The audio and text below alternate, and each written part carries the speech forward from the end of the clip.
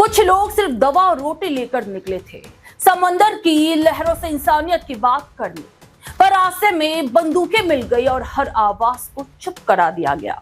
सवाल उठता है कि अब मदद पहुंचाना अब जुर्म बन चुका है। नमस्कार, मैं हूं पूनम, आपके साथ। आप देख रहे हैं सुपर न्यूज 24। एक खबर जिसने पूरी दुनिया को हिला कर रख दिया है। इजरायली नेवी ने गजा की तरफ जा रहे ग्लोबल स्मूथ फ्लोचिला को रोक लिया है और इसमें सवार सैकड़ों कार्यकर्ताओं और नेताओं को हिरासत में ले लिया गया। ये कोई आम समुद्री कार्रवाई नहीं थी, ये एक बड़ी घटना है जिसमें अंतर्राष्ट्रीय राजनीति, मानवाधिकार और जन आंदोलनों की टक्कर साफ नजर आई। आज हम इस पूरे मामले को सीधे और आसान भाषा में आपके सामने रखने की कोशिश करेंगे। समंदर पर सुबह का सन्नाटा था और एक उम्मीदों से भरी भीड़। 500 से ज्यादा कार्यकर्ता और लगभग 40 नावें। इन नावों में से 39 को या तो रोक दिया गया या उनसे संपर्क टूट गया। इन नावों पर थोड़ी बहुत राहत सामग्री थी, लाइफ जैकेट्स रखे थे, लेकिन सबसे ज्यादा अहम था उन लोगों का मकसद और उनका संदेश। इन्हीं को रोकने के लिए इजरायली नेवी ने कार्रवाई की। इस बेड़े का नाम था ग्लोबल स्मूथ फ्लोचिला, जिसमें environmental activist Greta Thunberg, Barcelona की फॉर्मर मेयर एजा कोलाउ, यूरोपियन पार्लियामेंट की मेंबर रीमा हसन और कई जाने माने लोग थे। शुरुआत में लोग नावों से लाइव वीडियो कर रहे थे, लेकिन जैसे ही कार्रवाई शुरू हुई, एक एक कर संपर्क टूटता चला गया। कुछ नावों पर पानी की बौछारें की गई, तेज रोशनी डाली गई और फिर सैनिकों ने नावों पर चढ़ाई कर दी। बताया गया कि कोई गंभीर हिंसा नहीं हुई, लेकिन सवाल यह है कि क्या ये कार्रवाई कानूनी थी या फिर इंटरनेशनल रूल्स का उल्लंघन।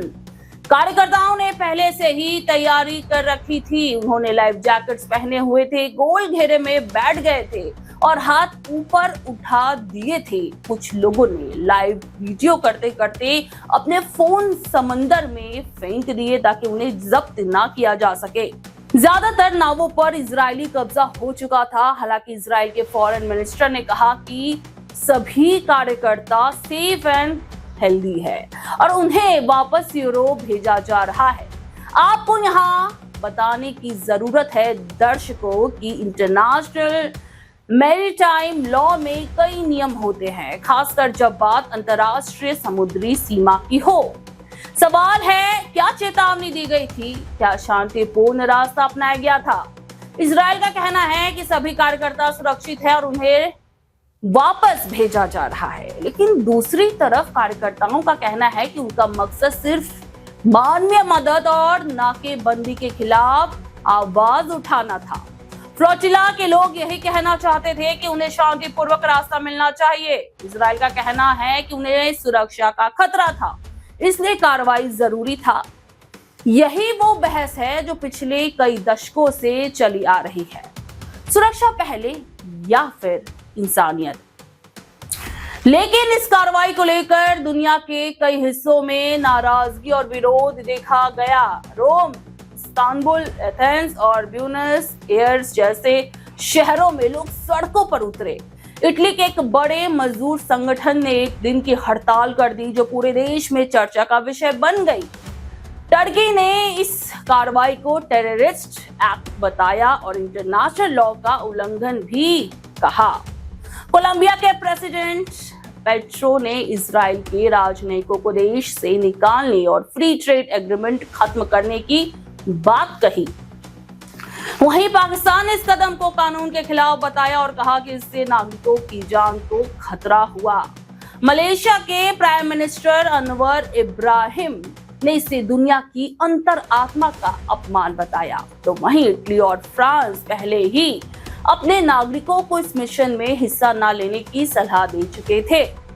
इटली की पीएम जॉर्जिया का बयान सुर्खियों में है, क्योंकि उन्होंने कहा कि हड़ताल जैसी चीजें आम जनता के लिए परेशानी बनती है।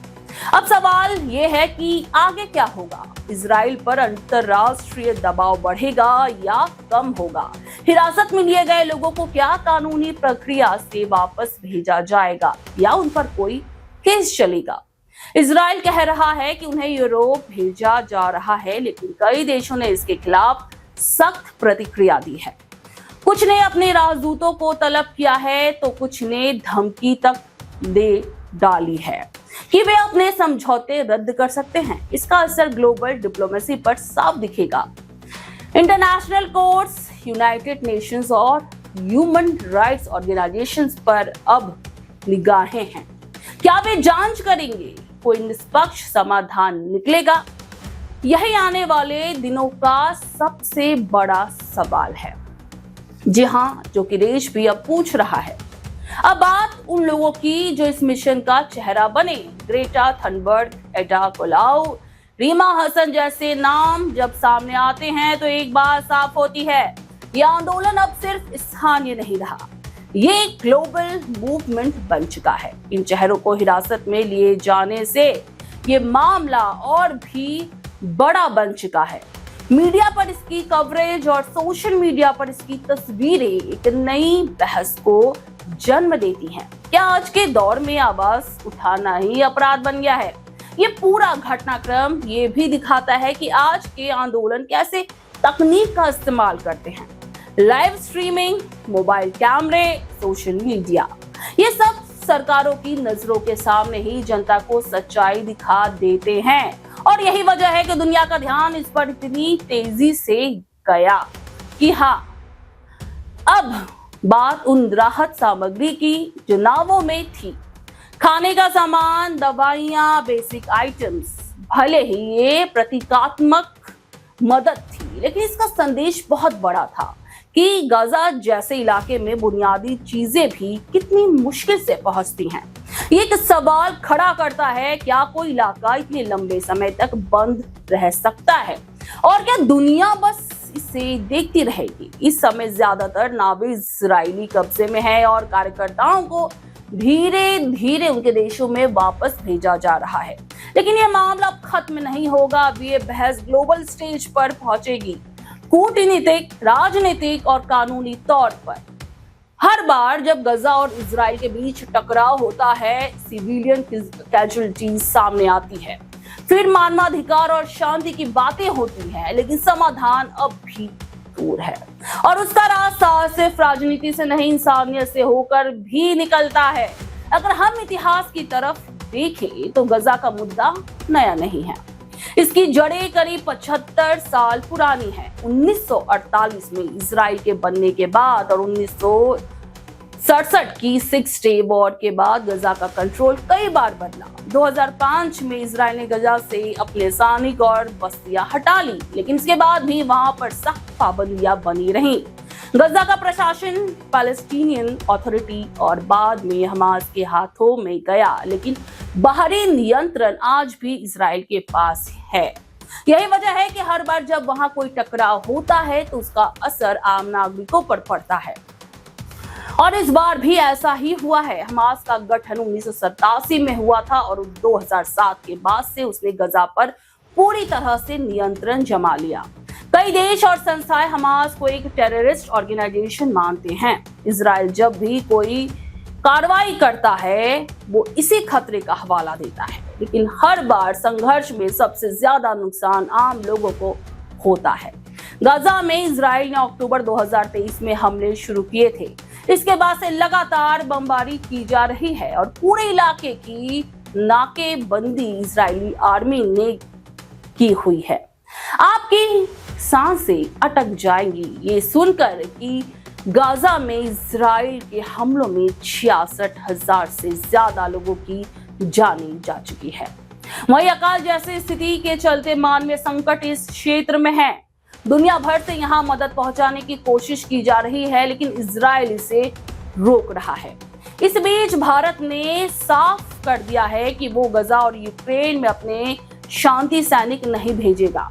भारत ने कहा कि उसके सैनिक केवल संयुक्त राष्ट्र के आधिकारिक मिशनों में ही जाएंगे। कुछ यूरोपीय देशों ने भारत से कहा था कि वो रूस यूक्रेन युद्ध रोकने में मदद करे, लेकिन भारत ने इस मांग को ठुकरा दिया है। वहीं अमेरिका के राष्ट्रपति डोनाल्ड ट्रंप ने गाजा युद्ध खत्म करने के लिए एक बड़ी 20 पॉइंट शांति योजना पेश की है। इस योजना को इजराइल ने मान लिया है। भारत ने इस योजना का तुरंत स्वागत किया है।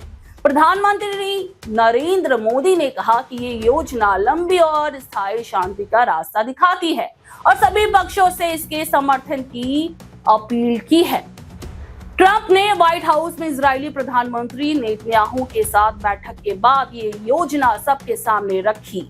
इस योजना में शामिल है हमास द्वारा सभी इजरायली बंधकों को 72 घंटे के अंदर छोड़ देना, इजराइल का गजा से धीरे धीरे सेना वापस लेना, हमास का पूरी तरह से हथियार छोड़ना और गजा में फिलिस्तीनी तकनीकी समिति के जरिए अस्थायी सरकार बनाना। उधर हमास ने कहा है कि वे कुछ बातें स्वीकार नहीं करते और इस पर और बातचीत जरूरी है। और याद रखिए, खबरें बदलती हैं लेकिन सवाल वही रहते हैं। इंसानियत, सुरक्षा और न्याय, इनमें से किस ओर झुकेगा तराजू? खैर, आप इस बारे में क्या राय रखते हैं हमें कमेंट सेक्शन में जरूर बताएं। सुपर न्यूज 24 कोलकाता, हर कदम सच के साथ।